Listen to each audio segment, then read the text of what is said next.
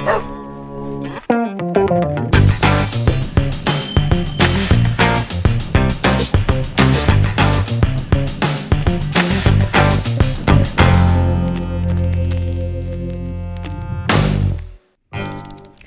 guys, how's it going? I'm Sydney from PhoneDog.com and welcome to PhoneDog Live. We're live, obviously, on Ustream, hence the name. On Ustream, on Facebook, we're going to be posting this on YouTube. Everybody that's here, thanks for watching. I am a little bit late, which is really nothing new. I feel like I'm saying that nearly every week, but no, seriously, there were some technical difficulties again. Anyway, I'm glad everyone can be here. We have a really good show, and before we get started, I want to tell you guys about my day, which kind of came from my night. So last night, The Hunger Games, the movie, premiered. And, I read the books or anything. I just saw the movie trailer, and I thought it looked really good. I had talked about it, I think, on Twitter or on the Dog Pound on Mondays. And I said that it looked really good, so I was going to go see it. And so they had midnight showings because apparently it's like a big deal. I mean, I had no idea, but apparently The Hunger Games is this huge phenomenon. So anyway, I was like, hey, we should go see it at the midnight showing. That would be fun. So we get there, and first of all, there's 10. It's showing in 10 screens at this theater. So it's like 12:01, 12:05, 12:10. It's showing at 10, and all of them except for one is sold out, and it's like 9 o'clock, okay? So we were like, wow, okay, apparently this is a pretty big deal. So we got our tickets, and they were like, you should probably get in line right now because there's going to be a lot of people here. So we got in line, so we had to wait from 9 o'clock till 12:30 when the movie started. And there's all these teenagers there. It was seriously like being back in high school. It totally sucked because high school sucks. But anyway, so we're waiting in line. The movie starts at 12:30. It's not over until 3 a.m. And I was like, oh my gosh, I can't believe this. Thankfully for me, I work at home. I didn't have a lot of work to do today, so I literally woke up at noon. I mean, I just woke up and then I got up straight away because it was noon and I had work to do. I had to prepare for the show. And so I've been awake for about 4 hours, and I feel like I'm gonna die any minute now. So if I pass out, don't worry, it's completely normal. But anyway, so that was that. So therefore, every time we go live, the adrenaline starts pumping in my body, so I get okay, but I have a feeling like towards the end of the show, I'm just gonna be like, yeah, and you can ask me some questions, and so let's just prepare for that. But it was a pretty good movie. It wasn't like, epic. It was not worth staying up till midnight or actually staying up until 3 a.m. and then suffering for the entire day today, but it was good. I mean, I think if you read the books, you'd probably be a little more excited about it. But it was good acting, good story, the direction, storytelling. I thought they did a great job with it. It wasn't like all epic and amazing, but I think it was really good. I might see it again just because I don't think I really got to enjoy it because it was friggin' midnight. But so that's my story about my life. I know a lot of people are probably like, oh my gosh, we don't care, just get to the point. Which I see that a lot on comments for the show. It's really weird. And again, I'm going to ramble about something. If you're watching this on YouTube and you really don't care, you can look at the timeline and the description below the video, and you can just skip all of this. But I see comments all the time of people telling me to get to the point, and I'm just like, what does that mean? I am on the point. I mean, yeah, I talk about it for 10 or 15 minutes, but there's a subject, and then I talk about it, and then I don't know what that means to get on to the point. I think they complain that I talk too much, and then therefore the show is an hour long, but the show is an hour long. That's why I talk so much, because it has to be an hour. So it's not just because I ramble and so it happens to be an hour. It's strictly an hour. Anyway, so but now I'm going to get to the point. I'm going to get to the real point. As you saw in the introduction, iPad, iPhone, Galaxy S3, Lumia 900, and I might be switching back to Android. We're going to talk about that after. We're going to start with the iPad just because, I feel like we kind of have to, since it's the big release, these past couple weeks. Aaron posted his review. You can watch that. First, it's a two-part review. Also, his first impressions. If you want to start all the way from the beginning, you can watch the unboxing and the first impressions, and then you can watch his review. Really, it's there's not like a whole lot to say, just because I think by now we kind of know what to expect. It's not like we wonder, like, is it gonna be a good tablet? Is performance? I mean, we pretty much already know it's gonna have great performance. The camera's gonna be great. Retina display is awesome. iOS is iOS. It is what it is. So not a whole lot of surprises. But that being said, I think just the additions, you kind of wonder, like, is it worth it really to upgrade? And this is something that Aaron addressed starting in his first impressions article.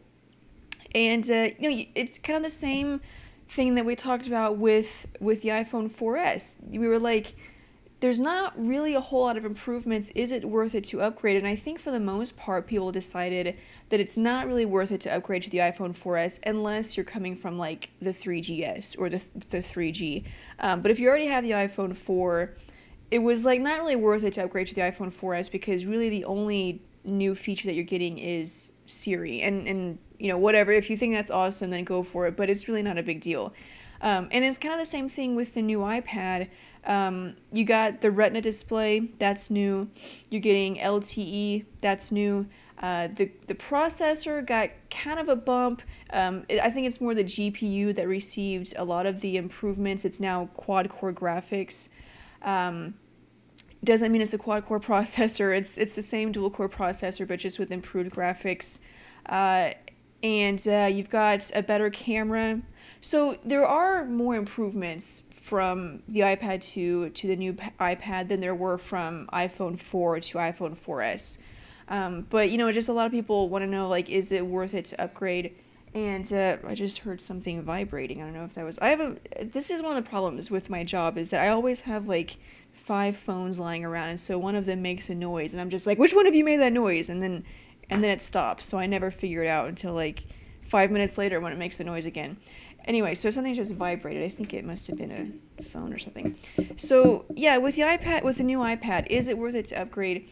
I don't know. I mean, if you have the iPad 2, probably not, because performance is going to be the same, and I think that's really the biggest thing, is just performance and features.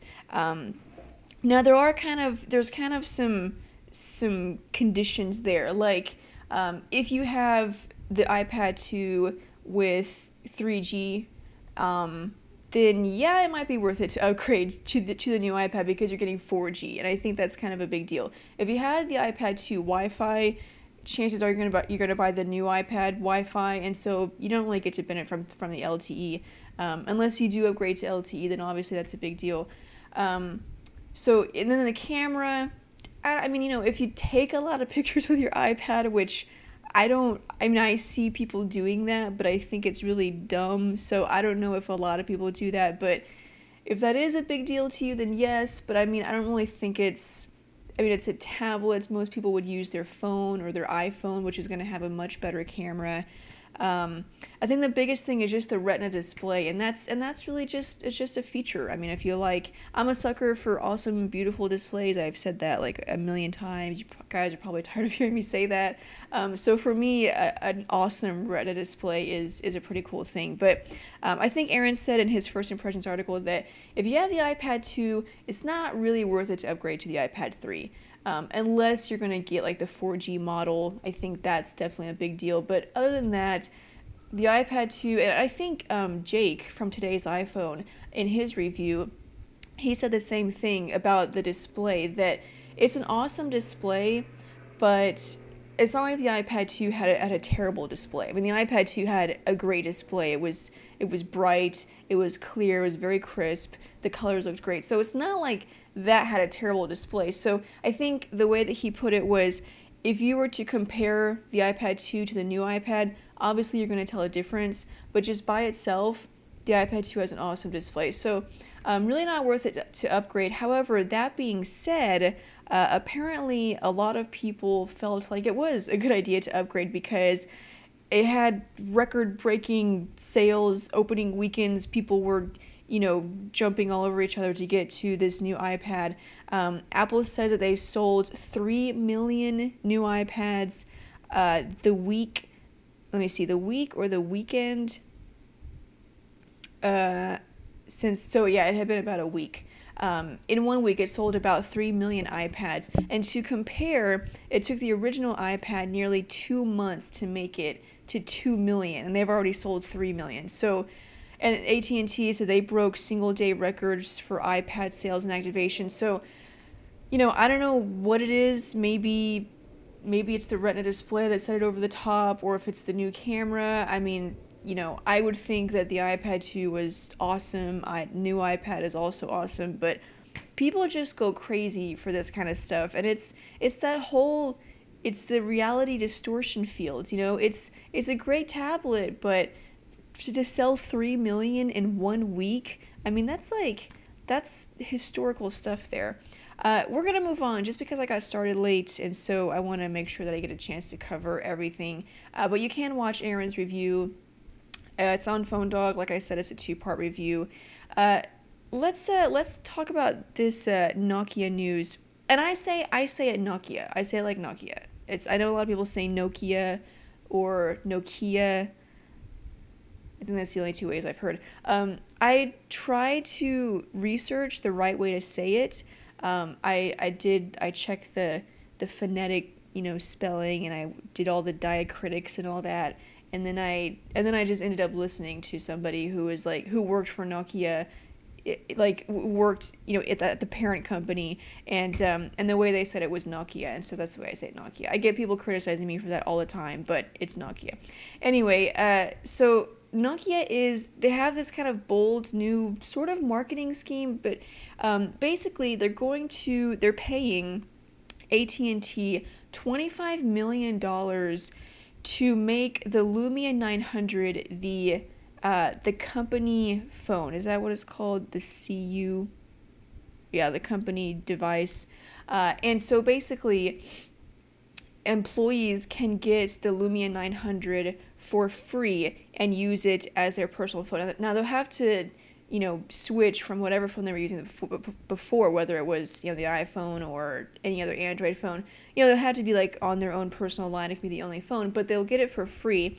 And their goal is to have AT&T employees using the Lumia 900, one, to give them some experience to actually know what Windows Phone is like, so that when people walk in, they won't just say, yeah, it's this, but you have this. And I've talked to a couple of employees, and when they talk about Windows Phone, they have no idea what they're talking about because they've never used it. And so they, I know, I mean, of course I don't tell them that I know because I'm a customer, and so I don't want them to, I want to see what their opinion is. Anyway, so I know, the facts and what the features are like, and so I'll ask them, and they have I'll ask them a question that I know the answer to, and they don't know the answer to it, and so I'm just like, wow. So, for one, this will educate the employees. They'll be able to be better salesmen when it comes to, should I buy a Windows Phone? Should I go with the iPhone or something, Android phone? But it will also help for them to not be as biased, if that's the right word. I mean, we've heard a lot of reports of salesmen, for whatever reason, maybe they just haven't used it, or they've just heard a lot of bad stuff, or maybe they're being told to focus on the iPhone. For whatever reason, we've heard reports of employees being biased and kind of trashing Windows Phone and telling people to go with something else. So now, if they're actually using the Lumia 900, and either people see that, so you can't be trashing it, or maybe they have so much faith in the OS that now they know that once you use it, you're going to like it, you're going to recommend it. And that's, the trashing Windows Phone is something that, again, going back to when I've talked to salesmen, they'll just trash Windows Phone, and I've used it, and they'll say all this crap that is not true, and I'm just like, oh my gosh, are you telling people this? Because that's not even true. That's not even the way it is. And, they would talk about, like with Zune, they're like, you got to use Zune and it's all closed and you can't use anything else. And I'm just like, that's not true. You can easily import your own MP3 songs, to the phone and use this. Zune, it can be either a store or just a music player. I mean, it's like iTunes. I mean, you don't have to use iTunes in order to listen to music on your iPhone. You just have to import it into iTunes. But you can buy it from other stores. Anyway, so I think that's an awesome idea, and I think it will definitely help. We've talked about the Lumia 900 before. I think it was actually just last week, where I said that I think this could be a huge phone for Windows Phone because I've heard a lot of bloggers say that they would actually switch to Windows Phone and use this phone, whereas with other phones like the Lumia, even the Lumia 800 or the Titan, even these good phones, they still weren't quite good enough to switch to Windows Phone. But I've heard a lot of bloggers say, that Lumia 900 is actually pretty awesome. I think I might switch to Windows Phone just because that phone is so hot. And so I think, when you have something like that, you have a chance to really make a dent in the market.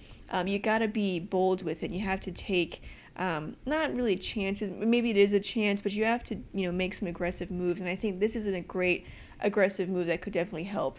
On that, and I think it will help. And I think it, for AT&T, who is, was originally primarily iPhone and then now kind of moving to Android, if you can kind of balance it out with Windows Phone and give people good options, I think it'll definitely help.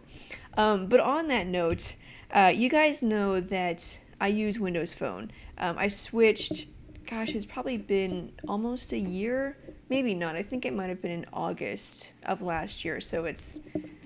No, it had to have been longer than that anyway, regardless, I've been using Windows Phone for a while. This is my phone. I have a new email, actually. Oh, it's from Aaron. Okay.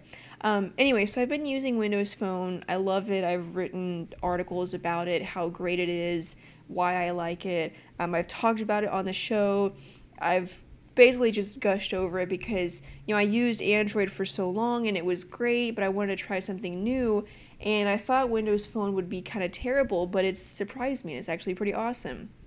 However, I'm kind of starting to get, itching for something new, and maybe this is just a function of my job, or maybe not even a function, or just a side effect of my job, how I'm always using, new and different phones, but I'm kind of getting to where I'm like, man, I kind of want to try out Android again.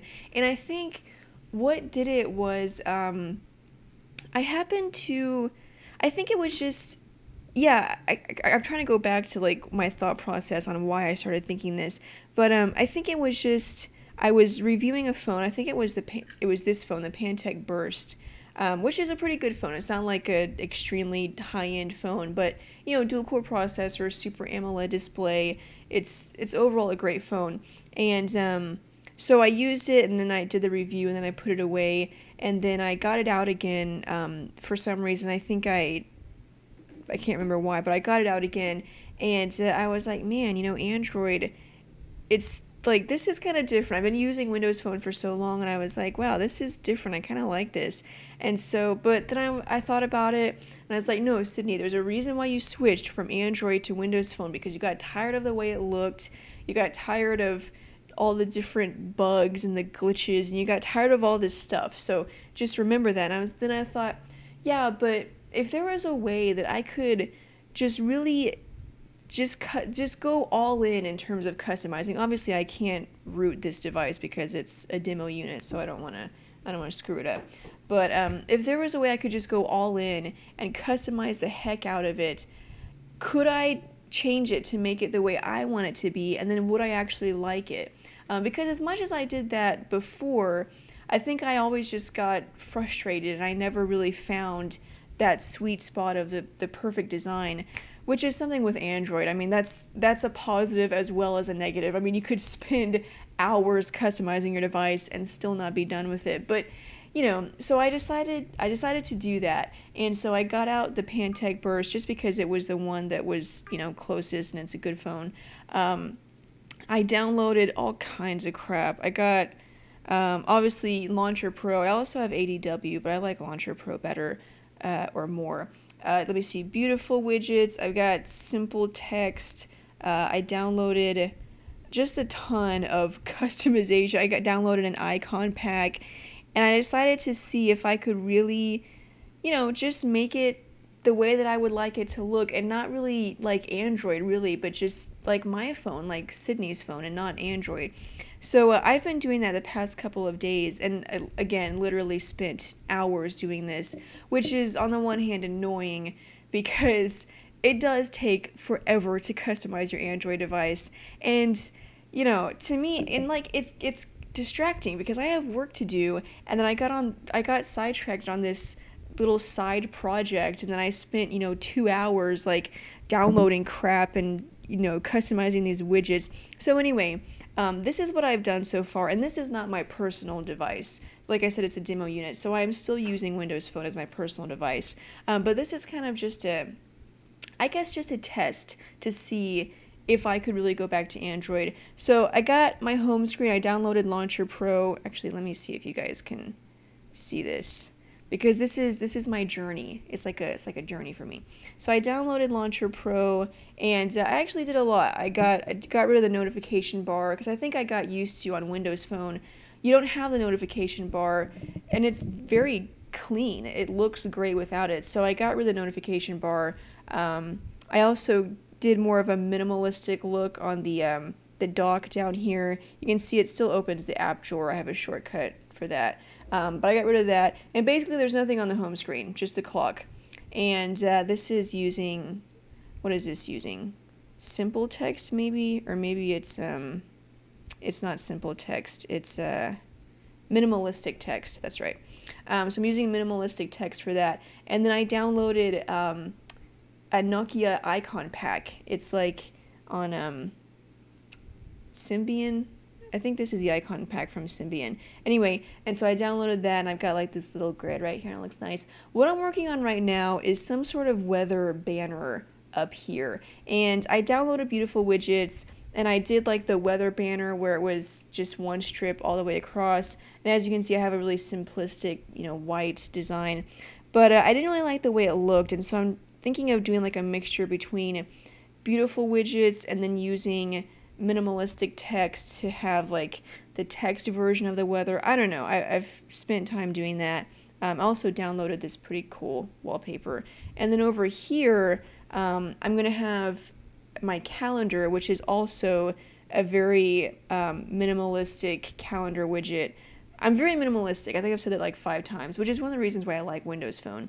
Anyway, so, and obviously I don't have any items on my calendar because I'm not logged into my personal account. I'm logged into my my demo unit account. I have a demo unit Gmail account just because I got tired of, I would always just like log and use my personal Gmail account and my PhoneDog email account, and then it would always somehow end up in the review video, and I would get all these strange emails and phone calls from people, and so I just created a demo unit account. So, anyway, so that's basically how it's going, and I know it doesn't look like much, but this literally took me like 3 hours, and I don't know why. I look at it now and I'm just like, why did this take me 3 hours? But I think it was just like hunting around, customizing this widget, customizing the home screen. I have it to where it's, I think, 5x6 grid instead of like 4 by whatever it was, and then customizing the dock. I had to download a custom graphic. It's just like, I mean, you literally can customize every freaking aspect of Android, and it's like, it's annoying sometimes. So anyway, I want to talk about that because I'm trying to kind of see like, okay, maybe I'm getting a little tired of Windows Phone just because I've been using it for a while, not necessarily because it's bad. I mean, I still like Windows Phone. I go back to it. When I finished my BlackBerry challenge, oh my gosh. When I finished my BlackBerry challenge, that was one of the greatest feelings ever. And I was very open-minded during the BlackBerry challenge. I mean, it was a fun experience learning about it, and I was not intentionally negative. Like, I looked for positive features and aspects. I just couldn't find very many. So it wasn't like I was like, God, this is gonna suck. I mean, I really was trying to be positive. However, I just didn't like it. It just wasn't for me. It's for other people. It's great. I think that's fine, but it's just not for me. So when I finished my BlackBerry challenge, and I was actually disciplined enough to go through the whole day, the whole 30-day, not just, when I finished the video or whenever, that morning, okay, I was like, all right, it's my last day. I actually went through the whole day, and then the next day is when I went back to Windows Phone. So I showed some excellent discipline there, but I was so relieved. I was like, oh my God, I missed you so much. Anyway, so I still love Windows Phone. It's not that there's anything wrong with it. I think it's just that I've been using it for so long that I wanted to try something new, but the only reason I will go back to Android is if I can find something that works, a design that works for me, because the way that Android is with the widgets and the icons and the dock and the notification, that it just doesn't appeal to me anymore, and I don't know why. Maybe because I used it too long, but just Android in its simple form, it just doesn't appeal to me visually. So if I can find a design that's different and that's one that I like, then I don't know, I might go back. I might switch back to Android. I've also thought about doing a 30-day challenge again, because Aaron, he finished his Galaxy Note 30-day challenge, and then he decided to try the Galaxy Nexus as another. I think he's doing a 15-day challenge. Sorry, I got another message and I want to make sure it wasn't anything important. He's doing a 15-day challenge with that. So I was thinking about doing a 15 or 30-day Android challenge, which doesn't seem like that groundbreaking because Android is everywhere. But I think it'd be a little different for me since I come from using Windows Phone. I've used it for so long. I do like it so much. For a person like that, could I go back to Android and still like it? So I've thought about doing that, but we'll have to see. I've thought about doing a lot of things lately. You guys know I've talked about doing another iPhone challenge. I talked about doing another fanboy war, which I might do. I don't know why I haven't like planned or organized that again. I think it's just because I've had so much other stuff going on. But anyway, so I might be going back to Android. Let me know what you guys think on YouTube. If you have any opinions about this, am I being a traitor to Windows Phone, or is it, or are you like finally coming back to the dark side? But okay, so that's Windows Phone. iPhone rumors. iPhone 5. We have two rumors about this, and basically they cancel each other out pretty much. So the first rumor, but I just wanted to tell you guys about them just because I know I get asked about it all the time, so I just like giving updates, even though it's the launch is like 6 months away. And I had somebody on Twitter today, and if the person who sent me this message is watching, I don't mean to be rude. It was just a funny question. He asked, do we have a solid release date for the iPhone 5? And I'm just like, yeah. Come on, it's March and it's not coming out to the fall. Why the heck would we have a solid release date? Anyway, it was just funny to me. I don't mean to be rude, but it was like, seriously, no, we don't. Okay. Anyway, but we do have some rumors, at least I can tell you about. Like I said, it is coming in the fall. That's what we're hearing more and more. It might have, this is the rumor, it might have a 4.6-inch display, which is pretty big. That's the Galaxy Nexus. The Galaxy Nexus has a 4.65-inch display. So it would be basically the same size as the Galaxy Nexus, which I think makes perfect sense. However, not quite that large. I think if they were to go any larger, if they were willing to do something that their customers want, I think it would be a 4-inch display, because obviously they're not big on large displays. Steve Jobs made that clear. I think, past history has made it clear that they do not want to go with a large display. So, but if they did, I think 4 inches would be that kind of nice medium because, 4.3 inches, that's getting kind of big. You got, and then, 4.6, 4.5 inches, that's kind of large. But I think 4 inches, it's a nice little sweet spot. It's starting to become the norm. Like the 4-inch displays are almost like too small for some people. So I think if Apple were to go with a larger display, it would be a 4-inch display. But this report said that it would be a 4.6-inch display. However, another website shot that rumor down. It said that it would have the same size display as the current iPhone, 3.5-inch screen. So, those are the two rumors. Like I said, they basically cancel each other out. I don't know what size display it will have. I'm not even going to make a prediction because I've been wrong about every single and it's amazing. Like, it's amazing how often I've been wrong about making, all these predictions I've ever made. They're always wrong. iPhone coming to Verizon, I was wrong about that. I was wrong about Apple TV. I was wrong about the Samsung announcement that it was the Galaxy Note. I was wrong about that. I've been wrong about everything, so I'm not even going to make any predictions this time. I don't know. I would not be surprised if the iPhone came out and it had a 3.5-inch display. I would laugh at Apple and all Apple fans, and I would think it was the dumbest thing ever, but I also would not be surprised. However, if it had a 4-inch display, I wouldn't be surprised either because it's kind of like, yeah, they should have had that like a year ago, okay? So the fact that they're just now doing it, it's not surprising because they should have had it for a long time. So yeah, I mean, either way, I wouldn't be surprised, but those are the two rumors. I do want to tell you guys about Galaxy S3 rumors, and then we're going to move on to the open Q&A. Galaxy S3 render makes its way online, and this is the picture, and this was on Monday. So you can see this picture here, and it actually looks kind of official. I mean, we've seen some, quote-unquote pictures of the Galaxy S3, and they've all been, like, clearly fake.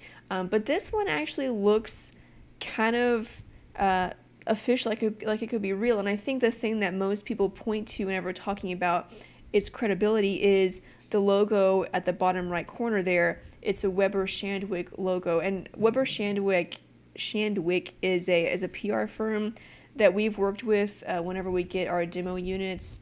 So I know it's legit. Like, I've talked to people from Weber Shandwick. And so I think that's kind of what makes people believe that this might actually be a real picture of the Galaxy S3. If it is, there's a couple of notable features here. You've got on the calendar there, on the home screen, it shows May 22nd, and it says, watch a live broadcast of the Galaxy S3 Unpacked event in London. And then the weather widget shows the weather for London. So if this is real, then it kind of gives...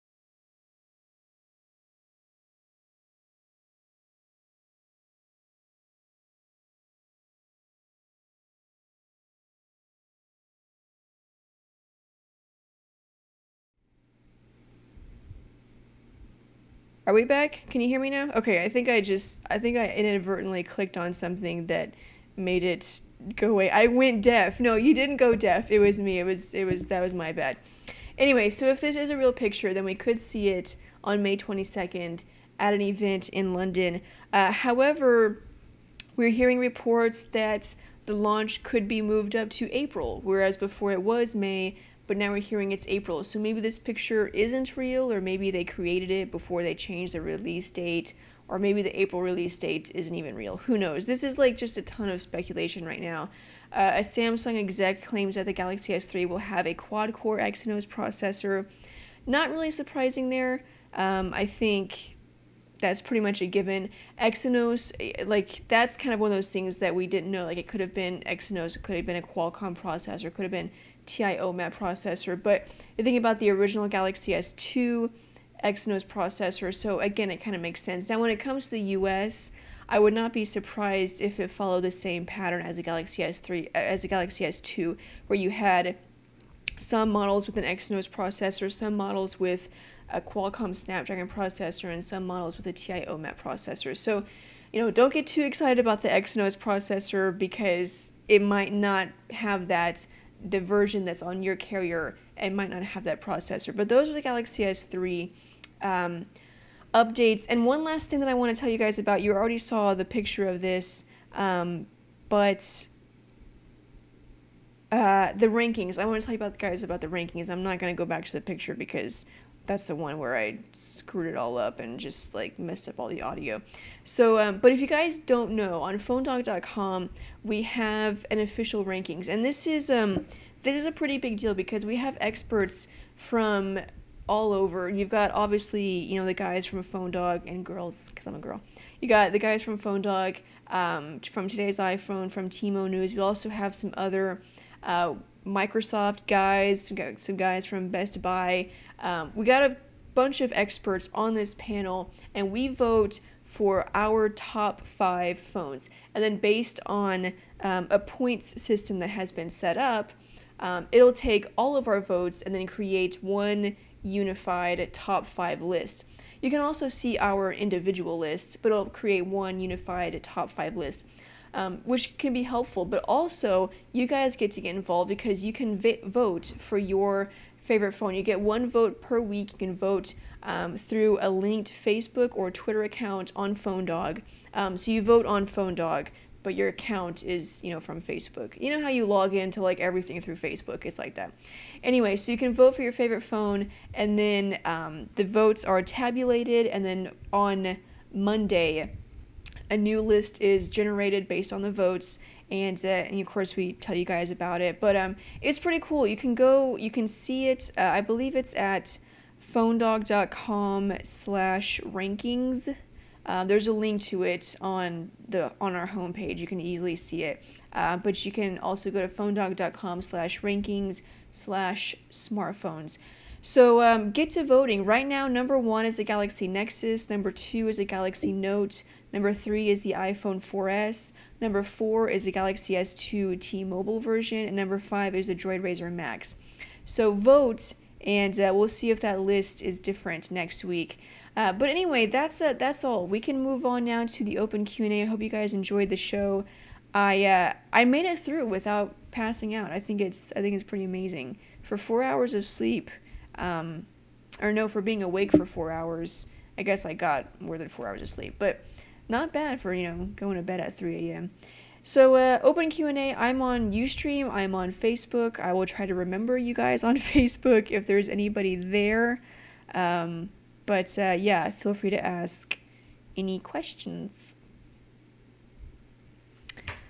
May the odds be ever in your favor, yeah. No, it was pretty good. The Hunger Games, it was pretty good. I thought it was a great story. I think that's my husband and I were talking about it, and basically after a movie, did you like it? What did you like about it? So we were doing that, and I think the biggest thing is just the story. It's so different and original that these days that's really all you need, because every movie is the same story over and over. And so I think 80% of what makes the film good is just the story. And the acting was great. The director did a great job, but also just it was an awesome story. Sydney, will you get the Galaxy S3? Probably not. If I decide to switch to Android, maybe that'll be one that I go for. But like I said, I haven't decided yet.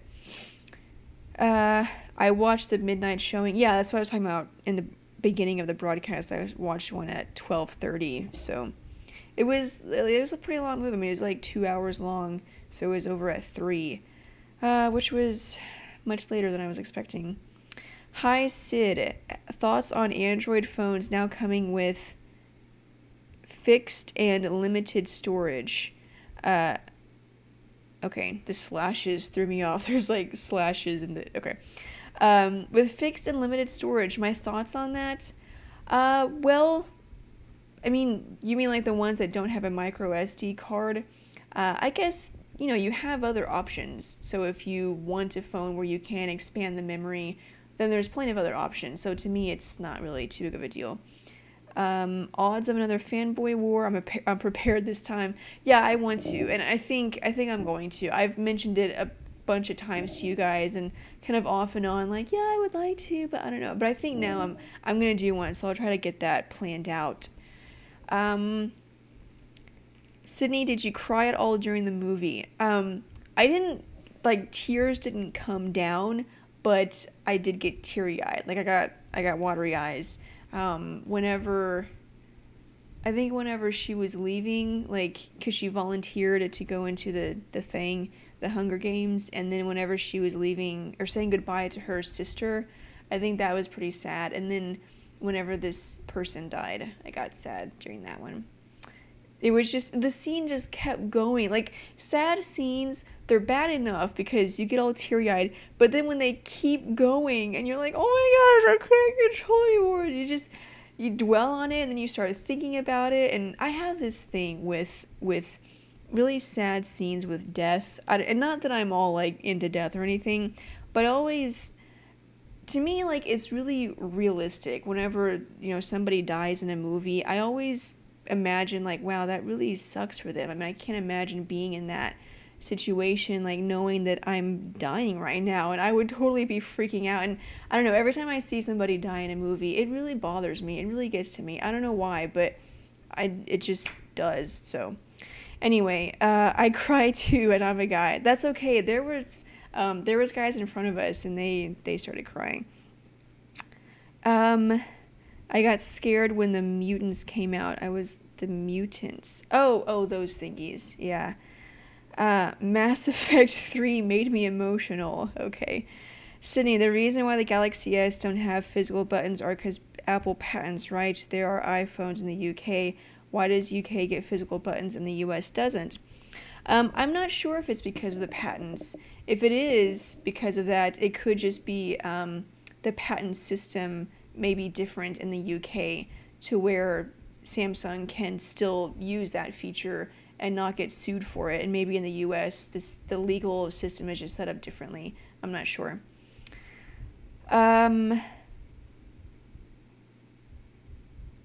HTC One S news. No, nothing new on that one. Do you think Sprint will still reach its date for 4G LTE coverage in mid-2012? That's what they're saying. The CEO, Dan Hess, he recently just did an interview, and that's what he said, that they're aiming for mid-2012. I think that you should consider doing an iPhone challenge if possible. Yeah, I have considered that. How was your day? Well, it sucked. Like I said in the beginning, I went to bed at 3 a.m., got up at noon, which was not good. I mean, it sounds fun, but it's not, because, I got up at noon because I went to bed so late, so I've been basically just exhausted and just dead all day. So it pretty much sucked. I don't know, I might, after this, when this is over, I'll probably, I don't know, take a nap, maybe go play some basketball. I've been working on my crossover moves, and I don't know if I told you guys this, but I totally broke my husband's ankles. And, like, he doesn't want to admit it, but I totally did. It was because I'm better going to my right, obviously, because I'm right-handed. And so I always go to my right, and then I'll do, like, either a step back or, like, a hesitation, and then I'll go forward. So when he's playing defense on me, he's figured it out, and so he forced me to go to my left. So I went to my left, and then I crossed back over, and it was awesome. I mean, he won't admit that, and he's probably listening right now because he's off work, and he's probably, like, wanting to burst in here and tell me that I'm wrong, but it's totally true. I broke his ankles. Anyway, playing basketball with your twin, no. Let me check Facebook. I remember Facebook. I remember you guys. Any solid release date for the Lumia 900? Yeah, we're hearing April 8th. We've heard that once before, and then we heard it again today or yesterday. So I think April 8th is starting to be the date. So, and that was it. Back to Ustream. Bulls fan? No, I'm not a Bulls fan. I actually cannot stand Derrick Rose. I don't know what he's like as a person, but I don't like I think he's overrated. And I know that's like sounds crazy because he's MVP and people say he's like one of the best point guards in the league. But I think he's overrated because, and I don't think he will ever win a championship because he's he's a scoring point guard, and scoring point guards don't win because, you know, you win as a team. And if the point guard has the ball and is scoring all the time, I mean, the only way the other teammates would get the ball is if the point guard gives it to them. And so if he's scoring all the time, then no one else is getting the ball. And when you watch games, like, that's what it's like. And I just don't think that, I don't think that's a good point guard. I think he doesn't see the court very well. He doesn't have great court vision. I just think that because of that, he's overrated. He's a great scorer. He's obviously one of the best scorers in the league, and I think he would be the best shooting guard in the league, but just not a point guard. I don't think he's a true point guard. I mean, if you look at Allen Iverson, okay, basically the same thing, and Iverson never won because all he did was score. Now, I think Derrick Rose has a little bit better attitude and maybe isn't as, into himself as Iverson, but it's the same basic principle. And you look at, okay, this is a perfect example. Carlos Boozer. Carlos Boozer on the Jazz with Darren Williams, a true point guard, was like, one of the best point guards in the league, averaging, 20 points and, dominating games. And then he goes to Chicago with Derrick Rose, who is not a good distributor, and all of a sudden Carlos Boozer sucks, he can't get in the groove, he's not scoring well, and it's because Derrick Rose doesn't know how to get him the ball where he wants it. And I think that's a perfect example of what I'm talking about. Anyway, enough basketball. I'm sorry, back on topic. I'm here. It's phones. I'm talking about phones. Okay, I'm sorry. I know everyone gets mad when I go off topic, but I'm sorry. Okay. Do you think the S3 will go to Verizon? If not, I will send a strongly worded letter to the Verizon CEO. I don't know. I mean, I think a lot of people have speculated that the only reason the Galaxy S2 didn't go to Verizon was because Verizon had the Galaxy Nexus, and they felt like it wasn't necessary. The Galaxy Nexus has been out now, and the Galaxy S2 and the Galaxy Nexus came out almost the same time, and so they were like, we don't need to get these two phones at the same time. But now the Galaxy Nexus has been out for a little while, and the Galaxy S3 is coming out, in 3 months. Verizon might get it. I think it makes sense if they did. Any new phones for Sprint coming soon? Let me see. Ooh. Sprint. That one's not. Optimus Net, the LG Optimus Net, that's kind of a mid-range, low-end phone. The LG Viper, that's coming to Sprint supposedly April 15th. 4-inch WVGA display, 1.2 gigahertz dual-core processor, 512 megabytes of RAM, so kind of like a mid-range device. The Galaxy Nexus is supposedly coming to Sprint April 15th. That's all I've got right now.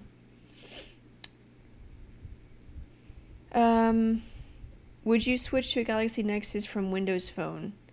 Wow, my voice just cracked. That was awesome. Okay. I don't know. I mean, that's, again, going back to what I was talking about earlier of, would I switch back to Android? I've thought about it, and I think kind of this little test of seeing, can I get this to where I like it? If I can, then I might think about it.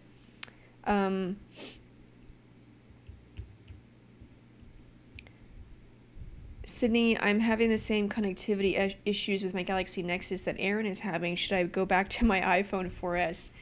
If you want to. I mean, I'm not sure what the connectivity issues stem from. Sometimes it's a software issue, and it can be fixed with a software update. If it's a hardware issue, then obviously you could try getting a replacement model. You could try that. I would probably try that before I switch back to the iPhone. Unless you just really want to go back to the iPhone, that's fine. But I would try maybe getting a different model, a different unit, and then seeing if it works itself out. But if not, then sure, yeah, go back to the iPhone 4S. HTC One X to T-Mobile True. I believe that's what we're hearing. Yeah, that's what we've heard. So So far, nothing to, say it's not true or that it is true. That's just the rumor that we've heard. Do you think they should make a dual SD card phone? SD card phone. That would be interesting. I haven't even thought about that. I guess so. I mean, more memory? Sure, yeah.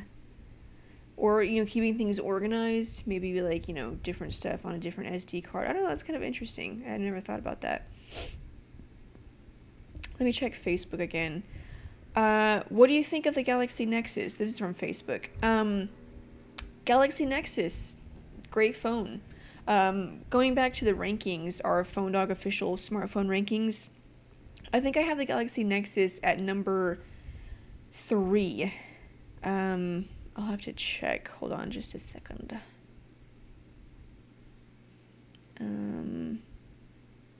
Galaxy Nexus, Sydney Myers. I have the Galaxy Nexus at number 4. So I think it's a good phone, but the camera, I wish the camera were better. The TI OMAP processor, I think, it's not the best processor out there. Just those couple of things, but overall, it's a great phone, yeah. Okay, back to Ustream.